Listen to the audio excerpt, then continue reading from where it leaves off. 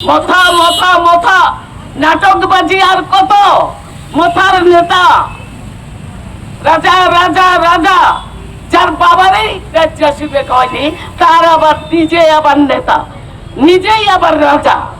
কোন দিন কোন জায়গায় যেখানে রাজবাড়ি বিক্রি হয়ে গেছে রাজত্ব নেই 1964 সাল থেকে ভারতবর্ষ পূর্ণরাজ্যের আওতায় চলে এসছে সেখানে রাজা থেকে এলো ভাউতাবাজি উপজাতিদের উন্নয়ন বিভ্রান্ত করে উপজাতিদের বাঙালি উপজাতি যেখানে জাতি উপজাতির একটা মিলন তীর্থ আমাদের রাজ্য কংগ্রেস দশরথ দেবরা নৃপেন চক্রবর্তী বীরেন দত্তরা তৈরি করে গেছেন সেই রাজ্যকে আজকে ছাড়খাড় করছেন। উপজাতি অংশের যে সমস্ত কম বয়সের যুবকরা যুবতীরা তাদেরকে বিভ্রান্ত করছেন।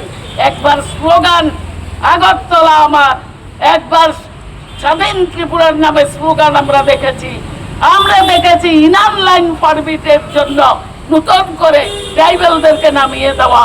আমরা দেখছি ওই এনএলএফটি আইএনপিটি উগ্রপন্থী টিএনবি এ রাজ্যে আমরা সব দেখেছি, সব মুছে গেছে। এখন শুধু টিকে আছে তিপ্রামথা। তিপ্রামথা কার কুলে? তিপ্রামথা কার সঙ্গে? সরকারের সঙ্গে সমঝোতা করে সরকারের সঙ্গে মন্ত্রিসভায় আছেন।